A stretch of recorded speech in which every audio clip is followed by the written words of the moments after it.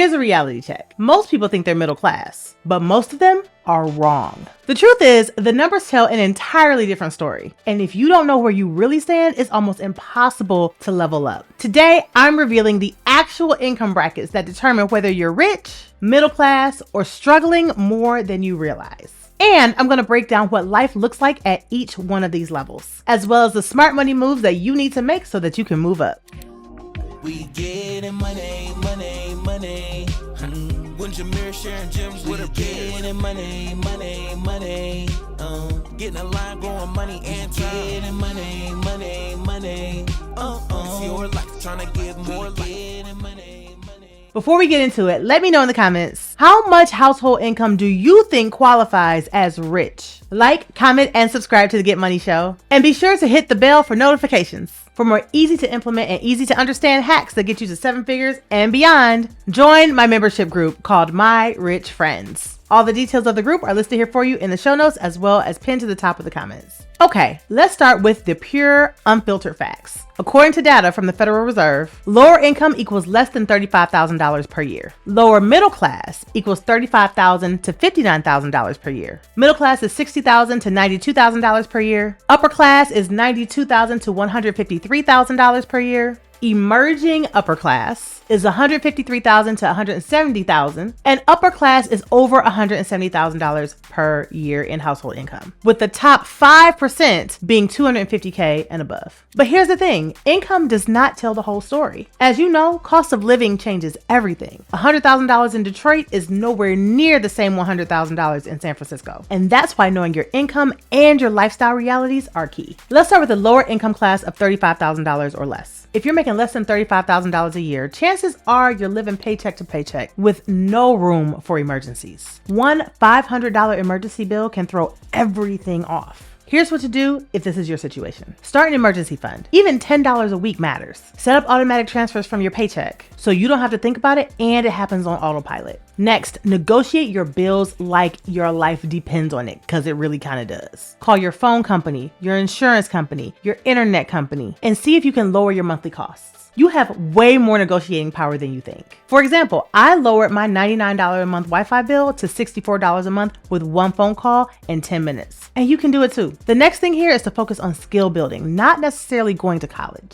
Look into high demand trades, certifications, or side hustles that cost a little but can boost your income a whole lot. If you're at this income level, it's really about survival now so that you can thrive later. Okay, so now let's look at what's considered to be lower middle class, which is $35,000 to $59,000 a year. At this level, you might have a little bit of breathing room, but you're still really vulnerable. At this stage, you get to go out once in a while, maybe take a weekend trip here or there, but you're probably still living check to check. Here's your level up strategy. Prioritize your needs, but keep your wants in check, and automate your savings. Consider using the 50-30-20 rule for budgeting. 50% of your income is going to go towards your needs. These are things like your mortgage, your rent, your utilities, groceries. You're then going to put 30% of your income into your wants. These are things like new shoes, vacations, nights out with friends, concerts, that sort of thing. And 20% of your income is going to go towards savings. Now, I want you to automate this so that way you don't have to think about it, you don't have to get in your own way, and you are automatically saving on autopilot so that when an emergency does inevitably occur, you've got the money already in the bank. Start thinking about cost per use as opposed to how much the price tag is immediately. What I mean by that is, even though something might cost more initially, will you get more use out of it over time? A really good example of that is buying groceries in bulk. Let's say you go to your normal grocery store and you bought a dozen of eggs at $6 for 12 eggs. That means that each egg costs you 50 cents. But let's say instead you go to a wholesale club like Sam's Club or Costco or BJ's or one of those places. And instead of a dozen eggs, they sell 36 eggs. And those 36 eggs cost you $12. While the initial sticker price of $12 is higher than at your normal grocery store of $6, you're actually paying less per egg because 36 eggs at $12 only cost you 33 cents per egg. Another really good thing to do at this level is to automate your bill payments and, like I said earlier, your savings. This is going to help you reduce the temptation to overspend. And it's going to allow you to keep your credit score up because you'll be avoiding missed payments. You really got to find a way to bring in more income at this level so that you can get off the hamster wheel and stop living paycheck to paycheck. So create a side hustle to bring in more money. I've got some great ideas for you. If you go ahead and click the link in the show notes, there's a couple links down there that will help you come up with ideas for how you can start yours.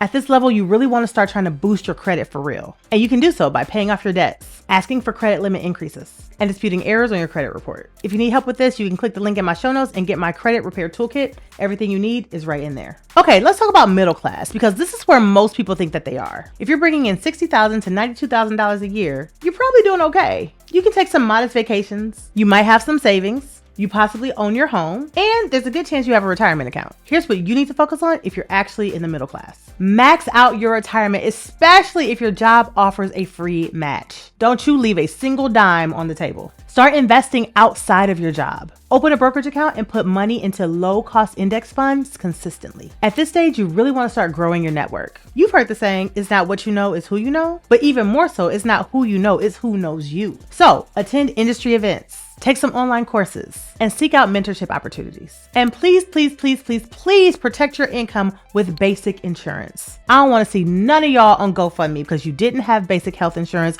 or life insurance. I'm no gatekeeper, so I believe in making sure that everybody can win, okay? So for me, I have an amazing insurance guy. His name is Rob Gillen, and I recommend him to my folks over at My Rich Friends. I'm recommending him to you. He will get you the best insurance mix for your specific situation. I cannot recommend him highly enough. I put his contact information in the show notes, so reach out to him if you're looking for insurance for yourself or for someone in your family. And let him know that Gwen from the Get Money Show sent him over to you. All right, so now we're getting to some real money. We're talking about the upper middle class now. If you're in that 92K to 153K range, now we're talking about financial stability. But taxes hit differently here, and lifestyle creep is really, really real. So here's your strategy. Max out all of your tax advantaged accounts. Your 401k, your Roth IRA, your HSA, 529 plans if you have kids. At this stage, you want to start building multiple streams of income. Real estate, dividends, side businesses, or consulting gigs. I've got a few side income stream ideas listed in the show notes that you can click on and check out for yourself. You're going to want to upgrade your network at this stage. You really want to join mastermind groups. Seek out executive coaches, and having proximity to high net worth individuals matters even more here. Get your estate plan together. A simple will or trust can save your family from a ton of headaches later. And at this stage is really when you want to start trying to reduce your tax liability so Uncle Sam doesn't stay in your pockets. Go ahead and grab my book called Rich People Don't Pay Taxes. Why should you? It'll teach you all the legal loopholes that rich people use every single day to avoid paying taxes. And you can use every single one of these too. The link to grab it is in the show notes. At this stage, you really want to avoid getting comfortable and start getting intentional. Let's tap into the emerging upper class. If your income is between $153,000 and $170,000 a year, you are in a powerful transition zone. You have strong financial footing and you're approaching true wealth territory. Congratulations. Here's your strategy at this stage. Start optimizing your investment portfolio. Diversify across stocks, real estate, and tax-advantaged accounts. Meet with a tax strategist. Your dollars really need direction at this stage in order to minimize taxes and maximize growth. Begin legacy planning, not just for wealth, but also for values. And what I mean by that is think about how you want your money to impact future generations. Do you want to give all your money to your children or grandchildren? Or do you want some of that to go back to the church or maybe to a certain charity that you're very passionate about? Explore advanced insurance products, umbrella policies, long-term care insurance, and asset protection tools. Okay, if you are upper class, you are hitting $170,000 a year or better. Now, this is where wealth building turns into wealth preserving. And if you're smart with it, you should be optimizing and creating legacy wealth. Here's your wealth playbook. Hire a fee-based financial planner, not someone who's going to take a percentage of your portfolio, but someone who's going to charge you a flat fee to work for you. This person is going to help you with tax strategies, investment diversification, and complex estate planning. Focus on generational wealth transfer.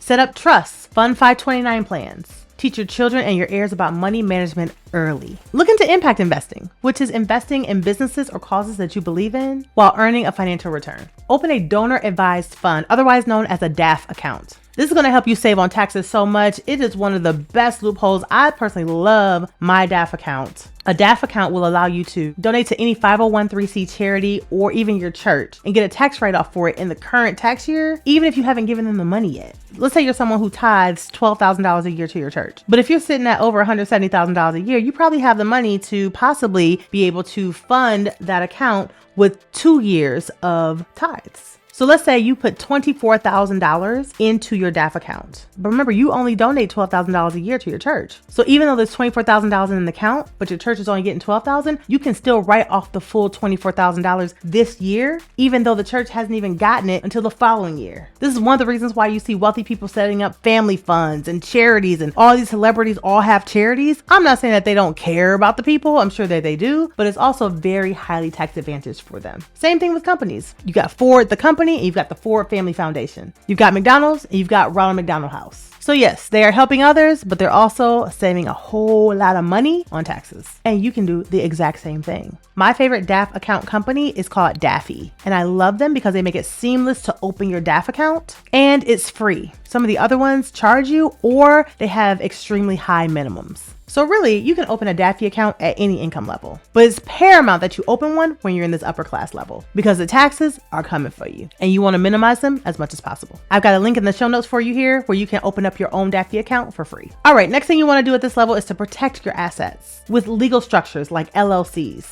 S Corps, trusts, and proper insurance. Again, if you need help figuring out what insurances you need that are going to be most advantageous to you, go ahead and hit up my tax professional, Rob. His contact information is in the show notes. And don't forget to let him know that Gwen sent him to you. All right, now that you know where you fall, what do you do with that info? Just be real with yourself. There is no shame no matter where you are, but it is about strategy. If you're in a lower income bracket, don't get discouraged. Work the plan that I've provided here for you, and you'll soon find yourself moving into the upper brackets. And if you're already higher up, do not get complacent. Keep working the plan, get those insurances in place. Make sure that you're taking advantage of all the tax advantage accounts that you can, and keep the government out of your pockets by taking advantage of all the tax loopholes that are here for us. Now, if you stay to the end, comment the word income and let me know which one of these strategies you're going to implement into your life this week, because we're all about action over here. And speaking of action, go ahead and take action by liking this video, commenting on it, and subscribing to this channel if you are not already a subscriber. And as always, be sure to hit the bell for notifications so you never miss when I come to drop the gems on you. For more easy to implement and easy to understand hacks that will get you from where you are to hitting 7 figures and above, be sure to join my membership group called My Rich Friends. I've put the link in the description for you, and I've pinned it to the top of the comments. Remember, your current income is just your starting point. It's not your destination. Keep at it and stay locked into this show for tips, tricks, and inspiration on leveling up your money. Till next time, peace.